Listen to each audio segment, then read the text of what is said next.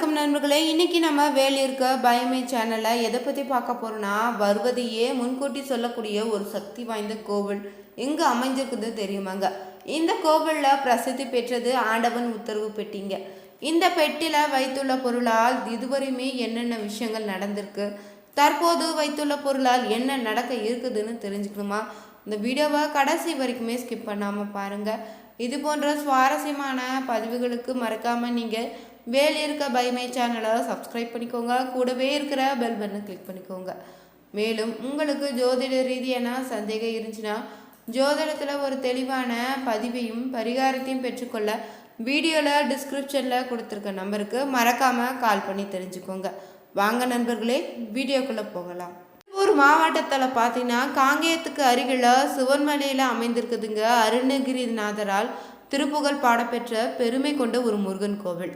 இந்த கோவிலில் பார்த்தீங்கன்னா, தலை இறைவனாக சுப்பிரமணிய சுவாமியும், தலை இறைவி பார்த்தீங்கன்னா வள்ளி தெய்வானிங்க. தலை விருட்சமாக தேரோட்டி மரம் அமைஞ்சிருக்கு. தலை தீர்த்தம் பார்த்தீங்கன்னா காசி தீர்த்தமாக சொல்லுவாங்க. திருவிழாக்களாக இந்த கோவிலை வெகு விமர்சையாக சித்ரா பௌர்ணமின்னு, வைகாசி விசாகம், மாசி மகம், பங்குனி உத்திரம் நடத்தப்படுதுங்க. சிவன்மலை சுப்பிரமணிய கோவில் பார்த்தீங்கன்னா தமிழ்நாட்டில் தாங்க திருப்பூர் மாவட்டத்தில் காங்கேயத்துக்கு அருகில் உள்ள சிவன்மலையில் அமைந்துள்ள அருணகிரிநாதரால் திருப்புகழ் பாடப்பெற்ற பெருமை கொண்ட தலங்களில் இதுவும் ஒன்றுங்க. மூலவராக இந்த கோவிலில் சுப்பிரமணியரும் வள்ளியுடன் ஒரே கருவறையில் திருமண கோலத்தில் காட்சியளிப்பார். பாட்டாளின்னு கிராமமே பார்த்தீங்கன்னா சிவன்மலை அமைந்துள்ள பகுதியாக சொல்லப்படுதுங்க.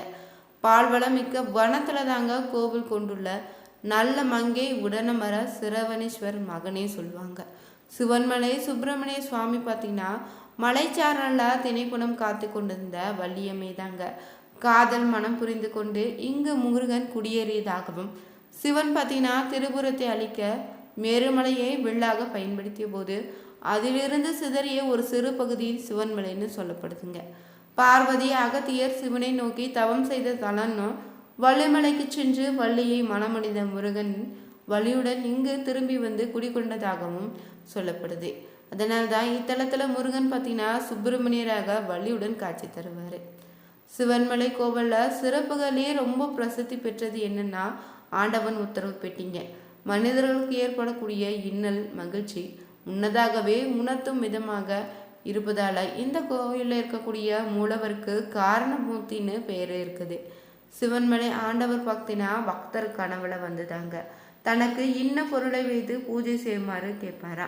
அதன்படி சுவாமியுடன் உத்தரவு கேட்கப்பட்டு உத்தரவானது குறிப்பிட்ட பொருள் ஆண்டவன் உத்தரவு பெட்டியில வைக்கப்படுங்க. இன்னொரு பக்தருடைய கனவுல அடுத்த பொருளை சுட்டி காட்டும் வரையும் பார்த்தீங்கன்னா பழைய பொருளை கண்ணாடி பெட்டிக்குள்ள பக்தருடைய பார்வைக்காக வச்சிருவாங்க. இந்த கோவில சிறப்பு பிரார்த்தனைகளாக பார்த்தீங்கன்னா திருமண தடை, குழந்தை பாக்கியத்திற்காகவும், தொழில மேன்மை ஏற்படவோ, நோய் பாதிப்பின அத்தனை பிரச்சனைகளுக்கு ஒரு தீர்வு கிடைக்கக்கூடிய அற்புத தலமாக இருக்குதுங்க. வக்ரக சன்னதியை 9 முறை சுற்றி வழிபட்டு வந்தீங்கன்னா எத்தனை பிரச்சனைகள் இருந்தாலும் அதிலிருந்து நீங்கள் விடுபடுவீங்க. சனி பகவானுடைய தனி சன்னதியில் எழுந்திருக்காரு. மலை மேலே பார்த்தீங்கன்னா சுரலோக நாயகி சமேத ஜரகேஸ்வரர் எழுந்திருக்காரு. காய்ச்சல் வந்தவங்க இங்கு மிளகு ரசம் வைத்து இங்கு பூஜை செய்து உண்டாலே காய்ச்சல் நீங்குவதாக சொல்லப்படுதுங்க. இந்த கோவில் பார்த்திங்கன்னா மற்ற திருத்தலங்களை போல் இல்லாமல் இங்கு முதல் வழிபாடு பார்த்திங்கன்னா முருகப்பெருமானுக்கு மட்டும்தாங்க. மற்ற தலங்களில் பார்த்திங்கன்னா முதல் வழிபாடு பிள்ளையாருக்கு. நவகிரகங்கள்லேயே அனைத்தும் சூரிய பகவானை பார்த்து நிற்குதுங்க. அணையாத தீபம் இங்கு எரிந்து கொண்டே இருப்பது ஒரு தனிச்சிறப்புங்க.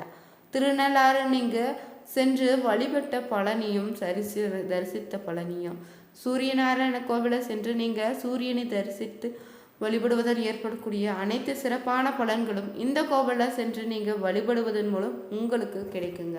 உலகம் முன்னாடியே பார்த்தீங்கன்னா நடக்கக்கூடியதை முன்னாடியே சொல்லக்கூடிய ஒரு சக்தி வாய்ந்த மலைக்கோவில் தாங்க இந்த சிவன்மலை கோவில். சிந்தையை அடக்கி சும்மா இருப்பது திறன் அரிதுன்னு சொல்வோம். பஞ்சபூதங்கள சக்தியை உணர்ந்து சித்தத்தை அடக்கி செயற்கரிய செய்து வென்றவர்களை நம்ம சித்தர்கள்னு சொல்வோம்ல. அந்த சித்தர்களை சேர்ந்தவர் ஒருவர் தாங்க சிவவாக்கியார் சித்தருமே. பூஜித்த மலை தாங்க சிவன்மலைங்க. எங்கும் வளம் பொங்கக்கூடிய கொங்கு நாட்டில் சிங்க நகரமாக இருக்கக்கூடிய காங்கேயத்துக்கு அருகில் தாங்க காங்கேயம் திருப்பூர் நெடுஞ்சாலையில இருந்து சுமார் 4 கிலோமீட்டர் தொலைவில் இந்த கோவில் அமைஞ்சிருக்கு.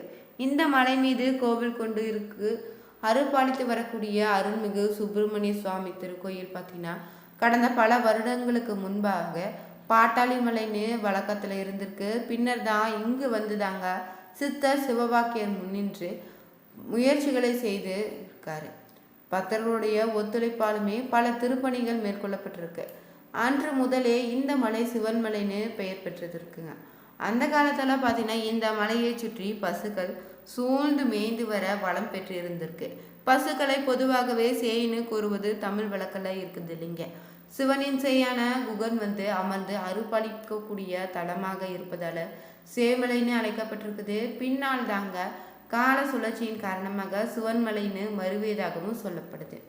இந்த மலையில சிறப்பு குறித்து அங்கு சாமி கும்பிட வந்த ஈரோட்டை சேர்ந்த காங்கிரஸ் கட்சி பிரமுகர் பார்த்தீங்கன்னா ராஜேஸ்வரம் பேச்சு கொடுத்தவங்க. அவர் நம்மிடம் எதை சொல்லியிருக்காருன்னா, சிவன்மலை முருகன் பெருமான் பார்த்தீங்கன்னா சிறந்த திருத்தலங்களில் ஒன்றுங்க. இது கொங்கு நாட்டிலே புகழ்பெற்ற திருத்தலங்களில் ஒன்றாக இருப்பதாகவும் இங்குள்ள முருகன் பார்த்தீங்கன்னா சக்தி வாய்ந்த தெய்வங்க. தான் தெரிவிக்க விரும்புவதை பக்தர் கனவுல வந்துதான் கூறிட்டு கட்டளையிட்டு பின் நடப்பதை முன்கூட்டியே தெரிவிக்கக்கூடிய ஒரு அபூர்வ சக்தி கொண்டவர்னு சொல்லியிருக்காரு. கடந்த சில வருடங்களுக்கு முன்பாக பார்த்தீங்கன்னா கோயில் பெட்டியில செம்புல தண்ணீர் வைக்க உத்தரவு வந்திருக்கு.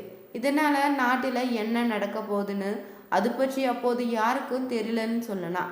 ஆனால் சில நாட்கள்லே பார்த்தீங்கன்னா தமிழகத்தினுடைய மக்களுடைய மனங்களில் மாறாத வடுவாய் பார்த்தீங்கன்னா ஏற்படுத்திய பேரழிவு அரக்கந்தான் சுனாமி அப்பாவிகளுடைய பல உயிரையும் வழிவாங்கிட்டதுன்னே சொல்லலாம். அப்போது தாங்க இந்த பெட்டியில் இருக்கக்கூடிய பொருளுக்கு பார்த்தீங்கன்னா மதிப்பு இன்னும் அதிகமாக இருக்குது. அடுத்தபடியாக பார்த்தீங்கன்னா மஞ்சள் வைத்து கோயிலில் பூஜை செய்திருக்காங்க. முன்பு காட்டில் சும்மா கிடந்த மஞ்சள் பார்த்தீங்கன்னா தங்கத்தின் விலையை விட அதிக அளவுக்கு மார்க்கெட்டில் விற்பனையாகுது.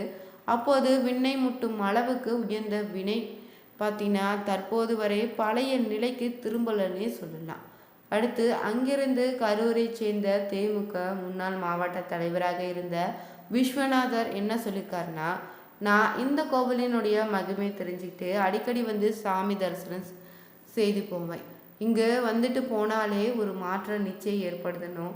இந்த கோவில் பார்த்தீங்கன்னா சக்தி அபூர்வமானதும் சொல்லியிருக்காரு. முன்பு ஒரு பக்தர் கனவுல இது போல தாங்க மண் வைத்து பூஜை செய்ய சொன்னதாகவும் அது முதல் பார்த்தீங்கன்னா இந்த பகுதியை சுற்றி நிலத்தினுடைய மதிப்பும் கண்ணா பின்னான்னு உயர்ந்து விட்டதாக சொல்லப்படுது. அவ்வளவு ஏன் தமிழகத்தில் பாட்டும் பல இடங்கள்லங்க இதே நிலை தாங்க இருக்குது.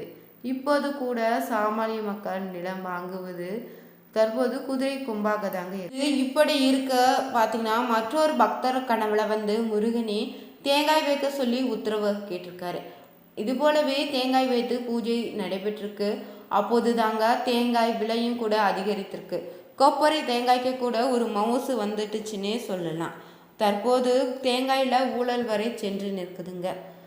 அது மட்டும் இல்லைங்க, தற்போது பார்த்தீங்கன்னா திருப்பூரை சேர்ந்த கோடீஸ்வரர் என்ற பக்தர் கனவுல தோன்றி பச்சை அரிசி வைக்க சொல்லி உத்தரவு வந்திருக்கு. அதன்படி அந்த பெட்டியில் தற்போது பச்சை அரிசி வைக்கப்பட்டிருக்கு. இதை சொன்ன கோடீஸ்வரருடைய பெயர், அவர் கோயில் சொன்ன தேதியும் நேரமும் மறக்காமல் கீழே குறிப்பிட்டு வச்சுருக்காங்க. கடவுளை கனவுல சொல்லுற பொருள் அந்த பெட்டியில் எப்போது வைப்பாங்கன்னு கோயில் ஊழியரிடம் கேட்டபோது, காங்கேயத்துக்கு அருகில் இருக்கக்கூடிய திருப்பூர் வெள்ளக்கோயில்னு தென்னிலை பரமத்தி பல்லடம் கோவை பல சுற்றுப்புற கிராமங்களில் உள்ள தன்னுடைய பக்தர் கனவுல தான் ஒருவருடைய கனவுல தாங்க சாமி தோன்றி பெட்டியில் வைக்க வேண்டிய பொருள் பற்றி கூறுவாராம். மறுநாள் பார்த்தீங்கன்னா அருள் வந்த நிலையில அந்த நபர் தனது கனவுல சாமி தோன்றி சொன்னது குறித்து கோயில் நிர்வாகத்தில் தெரிவிப்பாங்க. சொன்னது உண்மைதானா தெரிஞ்சு கொள்ள பார்த்தீங்கன்னா கோயில் நிர்வாகிகள் பூக்களை பொட்டலத்தை போயிட்டு சாமி முன்பு பூ போட்டு பூசைன்னு கேட்பாங்க. அதில் முதல் இடுப்பிலே பார்த்தீங்கன்னா வெள்ளை பூ வந்துச்சுன்னா முருகன் கனவுல தோன்றி கூறியது உண்மைன்னு உறுதி செய்திருப்பாங்க. அந்த பொருளுக்கு சிறப்பு பூஜைகள் செய்து அந்த பெட்டியில் வைத்து விடுவாங்க. கூடவே அருள் சொன்னவர் பெயர், அவருடைய ஊர், அவர் கோயிலில் சொன்ன தேதின்னு அனைத்தையுமே அந்த பெட்டி கீழே எழுதி வச்சிடுவாங்க. இந்த வீடியோ உங்களுக்கு பிடிச்சிருந்தா லைக் பண்ணுங்கள், ஷேர் பண்ணுங்கள், கமெண்ட் பண்ணுங்கள். மறக்காமல் வேலியிருக்க பை பை சேனலை சப்ஸ்கிரைப் பண்ணிக்கோங்க. அனைவருக்கும் நன்றி நண்பர்களே.